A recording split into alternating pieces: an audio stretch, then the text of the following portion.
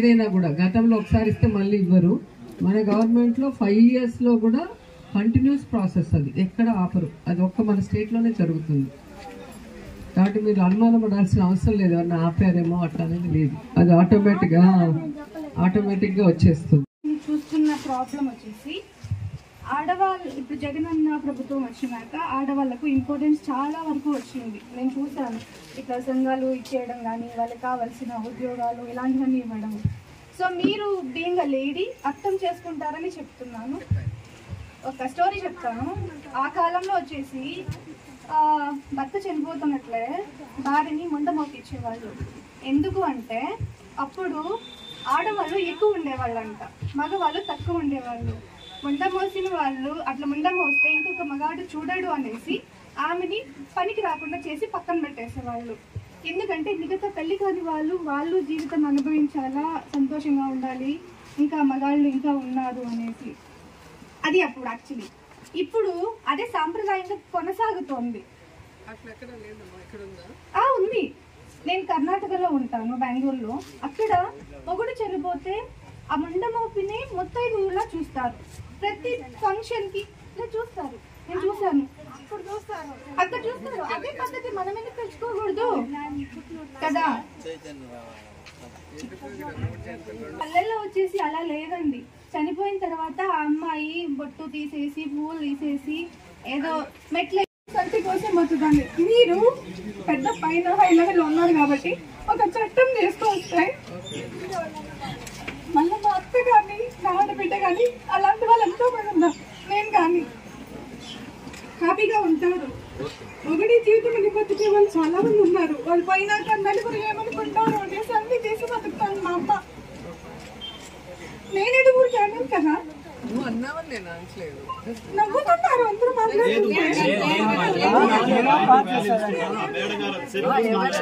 ఒకవేళ మీకు ఇక్కడ ఏదైనా ఇన్సిడెంట్ జరిగింది అంటే పేరు చెప్తారు, మనం మాట్లాడతాం. మా అమ్మే మేడం, ఎవరో వద్దు. మా అమ్మని ఇక్కడ ఉంటారా?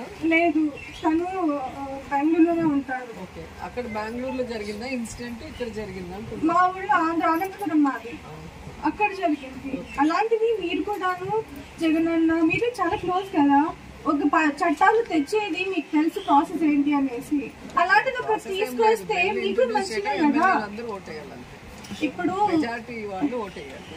అవును, మీకు మంచిది మాకు మంచిది అవుతుంది. ఆడవాళ్ళు ఇంకా ఎదుగుతారు ఇంకా అట్లాంటి విషయాల్లో. కొన్ని మూఢనమ్మకాన్ని వెనుక పెట్టాయనేసి నేను ఒక ఉద్దేశంతో నేను మీకు చెప్పాను. పాలిటీషియన్ తను ఎప్పుడు మాట్లాడింది లేదు, కానీ మీరు ఒక సెలబ్రిటీ, ఒక అమ్మాయి కాబట్టి అర్థం చేసుకుంటారనేసి నేను చెప్పాను. మా హస్బెండ్ వాళ్ళ నాన్న చనిపోయారు. మా అత్తయ్యకి బొట్టు తీయలేదు. మా ఆయన ఇప్పటికి కూడా పెట్టుకుంటారు.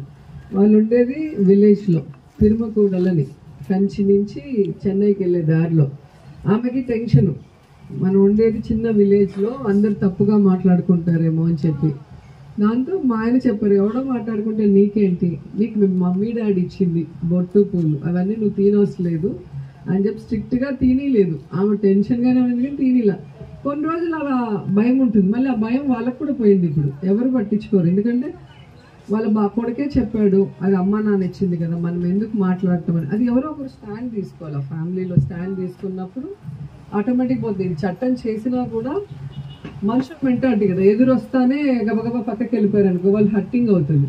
అది చట్టం చేసినా కూడా మళ్ళీ ఎవరెవరు కంప్లైంట్ చేస్తేనే వాళ్ళ మీద కేసు అవుతుంది. అర్థమవుతుందా? చట్టం మనం చేసినా దాన్ని ఇంప్లిమెంట్ చేయటం అనేది మళ్ళీ ప్రజల చేతిలోనే ఉంటుంది. సో మనం సొసైటీలో మార్పు తీసుకురావాలి. ఏ ఇంట్లో అలా జరుగుతుందో ఆ ఇంట్లో ఉన్న పిల్లలు గట్టిగా స్ట్రాంగ్గా నిలబడి వాళ్ళ తల్లికి ఎవరైనా అలా మాట్లాడినప్పుడు కనుక, మా హస్బెండ్ ఎలా అయితే రియాక్ట్ అయ్యారో మీరు అలా రియాక్ట్ అయినప్పుడు 2 రోజులు ఉంటుంది, మళ్ళీ వాళ్ళకి అలవాటు అయిపోతుంది, మన జోలికి రారు. మగవాళ్ళే ఇక్కడ ముందర వచ్చేసి ముంట మోపిస్తున్నారు. అది ఆడ విషయం. ఆడవాళ్ళకి ఎందుకంటే గతంలో మీరు చూస్తే గుండు కొట్టి క్లాత్ ఇక్కడ వరకు వేసేసి తెల్ల కొట్టు పెట్టేవారు. ఇప్పుడు అది ఎక్కడా ఉండదు, మనం చూస్తే ఎక్కడా లేదు అది. ఇంకా మీకు లోకల్గా ఏమన్నా ప్రాబ్లం ఉంటే అక్కడికక్కడ సాల్వ్ చేసుకోవాలి, కానీ మనకి ఇంతవరకు ఇలాంటి ప్రాబ్లం ఎదురు కాలేదు. కాబట్టి అట్లాంటి కావాలంటే మేము మాట్లాడతాం సార్తో, నాకేం ఇబ్బంది లేదు, కానీ సొసైటీలో చేంజ్ రావాలి. ఫస్ట్ మీరు తీసుకురండి మేడం, తర్వాత ఆటోమేటిక్ అవే వస్తాయి. వాళ్ళకు ప్లాస్మా ట్రీట్మెంట్, మీ ఆర్థోపెడిక్ సమస్యలన్నిటికీ రోబోటిక్ టెక్నాలజీ ద్వారా తక్కువ ఖర్చుతో శాశ్వత పరిష్కారం, ఫ్రీ కన్సల్టేషన్, ప్రతి ట్రీట్మెంట్ పై 20% డిస్కౌంట్. ఈ ఆఫర్ కొద్ది రోజులు మాత్రమే, త్వరపడండి. V9 hospitals 9281465842.